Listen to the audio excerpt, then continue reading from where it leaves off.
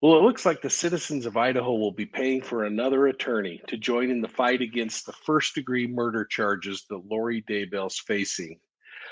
That's right, folks. Mark Means will have an experienced capital murder public defender backing him up. This new development's making me wonder if Lori's defense team is expecting the prosecution to pursue the death penalty in Lori's case, too, just like that of her co conspirator husband, Chad. Well, let's investigate this new twist in the Daybell case.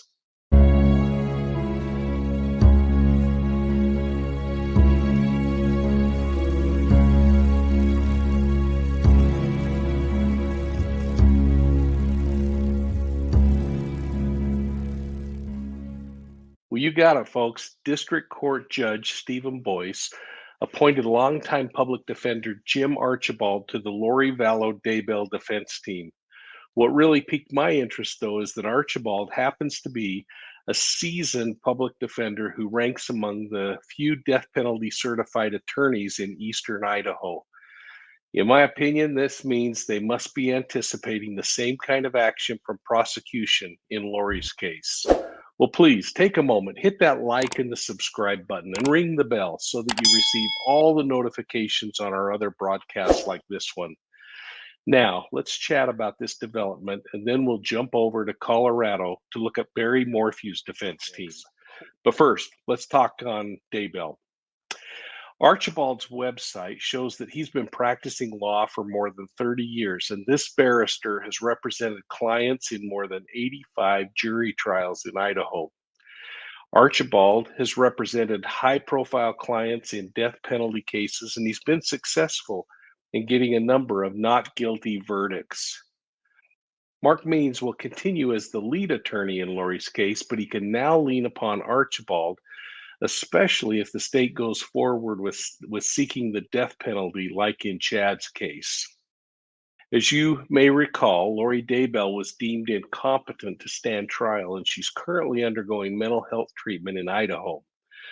Once she's deemed fit, she'll return to court and the proceedings will pick back up. Now, because she's been deemed indigent, the citizens of the state of Idaho will continue to foot her bill, all of it, for her defense. Well, let's jump over to Salida, Colorado for a minute as Barry Morphew prepares for his preliminary hearing next week. As you recall, Morphew switched attorneys shortly after his arrest and hired the dynamic team of Eytan and Nielsen. The veteran lawyers came out swinging with challenges to prosecutors for the timeliness of releasing discoverable information. They were sanctioned by the court. They also have appealed multiple times to the court to release Morphew so that he can help in his own defense. Do you remember Lauren Sharf's tweet from the last hearing where Morphew's new attorneys were quoted as saying, quote, "It is unfair that Mr. Morphew is sitting in jail being held hostage when there's no physical evidence that a murder has occurred," close quote. This comment frustrated a number of you, and I suspect this kind of messaging will only increase as the defense works to get Barry out of jail. They'll declare a number of reasons they think he needs to be out. Number one, to prepare for his defense. The defense team will undoubtedly also say that it's a hardship placed on his daughters, who now are forced to make decisions without his physical presence. And who knows, we may begin to hear things about his health and how incarceration is negatively impacting him. So, who are Morphew's new lawyers? They're Iris Eytan and Drew Nielsen. Eytan is the person we've heard the most from during the previous hearings. She's a well known criminal defense attorney in Colorado who, according to her website, has brought more than 50 cases to trial. She's focused her legal work on defending clients accused of homicide and other violent crime, including cases involving mental health. Makes you wonder, is mental health or the heat of passion going to be part of Barry's defense? It's going to be interesting to see. Well, Eytan has successfully obtained reductions in criminal charges and even dismissals in some of her cases. She's active in the defense bar and she lectures and consults on issues of criminal law and litigation techniques. I mean, she's one of the best. Her law partner and co-counsel on the Morphew case is Drew Nielsen, a 25-year veteran lawyer who has experience as a public defender as well. She's been recognized within Colorado and she's recognized nationally for her high profile criminal defense work. I found this line on her profile to be interesting from her website. Quote, as a mother of two boys, Drew is particularly passionate about defending boys and men wrongly accused of domestic violence or sexual misconduct in both. Barry Morphew has chosen a pair of competent, hard hitting attorneys to defend him in the charge of first degree murder and the six other charges he's facing.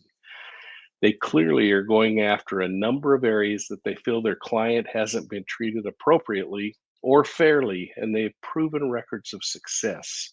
So, if getting their client is a better deal, they might be the ones. Well, as we look at both of these cases in totality, we have to recognize that defending someone for a high profile first degree murder charge is incredibly expensive. In states where there's still a death penalty, like in where Lori Daybell's facing, the expense would be carried out by the state, or in other words, the taxpayers. Morphew, on the other hand, is in Colorado, where the death penalty was discontinued in March of 2020, just a few months before Suzanne disappeared. Morphew could face a life without possibility of parole sentence, which may have prompted him to fire his public defender and hire Eytan and Nielsen. But paying these high profile attorneys will cost him and Suzanne's estate a fortune, perhaps everything, unless, of course, the new lawyers are cutting him some kind of an incredible deal. In researching the Death Penalty Information Center, I learned that most people cannot afford to pay for their own attorney in a case like this. So the state usually ends up representing them. In death penalty cases, two lawyers are allowed. The costs can be astronomical, and there are huge expenses to prepare for trials. Experts are needed on forensic evidence, mental health, and background information. If the case makes it to a jury trial, the expense keeps increasing. If the trial results in a conviction, then the appeals process kicks in and adds a growing bill. I mean, keep in mind that every prisoner is entitled to a series of appeals at taxpayer expense. The criminal justice system is expensive and necessary. We may not like it, but it is important that we protect the rights of the accused while advocating for the victim. I hope you found this information helpful and informative. So here's my question for you.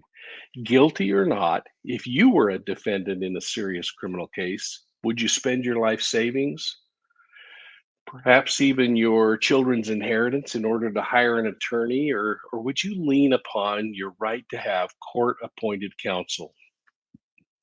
This could be one of the toughest questions I've ever had you respond to, but I'm going to be looking for your answers down below. Well, thanks for listening and for supporting Profiling Evil. Please take a moment, hit that like and the subscribe button, and ring the bell so that you receive all of our notifications. And we'll see you soon at the next crime scene.